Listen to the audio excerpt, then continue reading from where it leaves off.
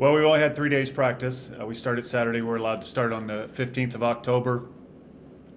And actually, already we're taking today off because of class conflicts. So we have to practice on the weekends in order to get as many guys there as possible. And so we've had 3 days of practice. So if you come to the green and gold game on Friday, I wouldn't sit in the front 2 rows or 3 rows because there's no telling where the basketballs are going to go. But we're excited, cautiously optimistic.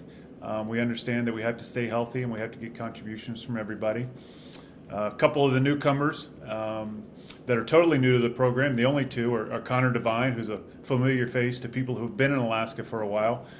Connor was the Gatorade Player of the Year his senior year in high school and had a great career at South Dakota State. And we were lucky enough that he graduated with 1 year of eligibility left and wanted to bring his family home. And so he's not only a big addition height-wise, he's a big addition from a talent-wise to our roster.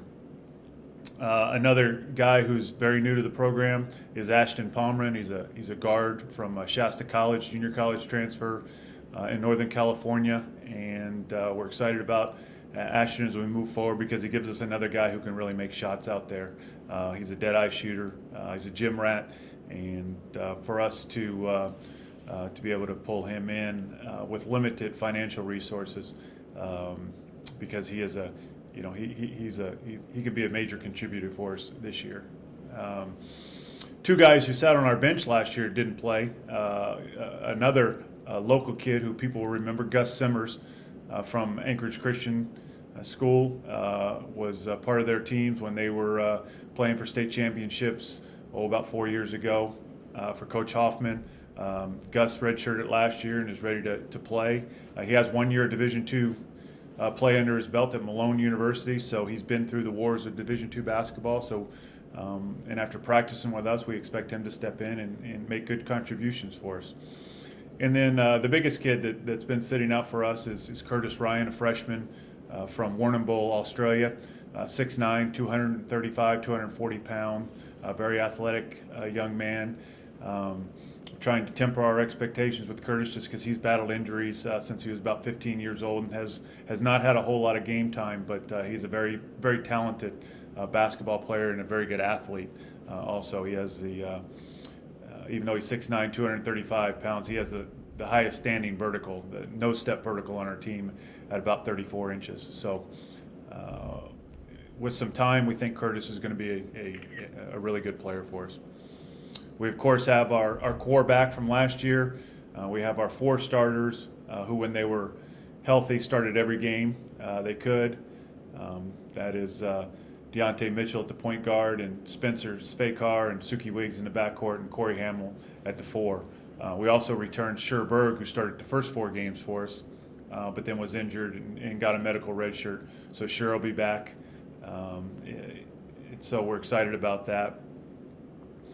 Then we have guys who are growing up off the bench. Damian Fulp, who had a nice freshman year for us, played more near the end. He's had a great offseason. We expect him to take that next step. And then we've got other big guys out there. Taylor Thompson, who had his moments for us last year. Jackson McTeer, who started a game or two for us over his career, are back to really add depth. And so we really feel 1 through 13. Which is what our active roster will be, that we have kids who, if we have some injuries, they can step in. And I've probably missed somebody, but two players who would definitely redshirt are Brian Pearson and Drew Peterson. That's already been determined, and then the other 13 on the roster will be active. So I can take any questions, kind of a short synopsis there.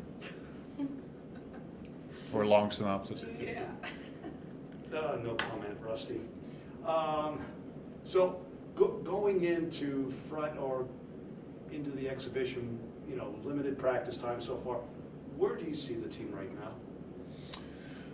Well, the good thing is we returned 13 players. So unlike last year, we were learning each other's names this time last year. We know each other's names. They're a hardworking group. They are gym rats. They get in on their own. So we haven't had to do a whole lot of just shooting in practice. We've been able to do a lot of teamwork. because they get in on their own and shoot a lot. And so hopefully by Friday we'll have a good part of our systems in. Like I said, though, it'll be sloppy just because it's the first game with referees and their minds are moving fast. I don't care how experienced you are. The first time you walk out there and there's referees and people in the stands, and you've only been practicing 5 or 6 days, their minds are going to be going too fast, and we'll be making some mistakes. Hopefully they'll just be physical mistakes and not mental mistakes, but I'm sure there'll be some of those too. But the more times we can get in front of crowds and the more times we can get out there with referees, especially with some of the new rule interpretations, the better it's going to be for us when they start counting the games. Speaking about when they do start counting games, it's looking way ahead to your schedule, but I think your first 8 out of the 12 games plus the GCI shootout is at home. So how important that is that for them to be able to gel before you guys go out on the road and actually start playing conference games? Well, it sounds good, except for the fact that we play 2 at home, then we go right to Hawaii and we play 2 really tough region teams in Chaminade and Hawaii Pacific, who are both return outstanding returners and add good recruiting classes also. And so right off the bat, we're playing 2 games that could impact our ability to make the NCAA tournament, 3.5, 4 months down the road. And so I think the most important series will be that Portland Bible series. Ordinarily, early, when you're playing a team at a different level, sometimes you're experimenting a little bit more. I don't think we're going to be able to do that. We're going to have to try and get right in there against those guys and play our main guys and get down what we're trying to do so that we're prepared when we go to Hawaii. And we know that Portland Bible, even though they have the Bible in their name, they're a quality program and they recruit quality players, and it'll be a good test for us that weekend. So, but it is nice when we come back from Hawaii to be at home for a while,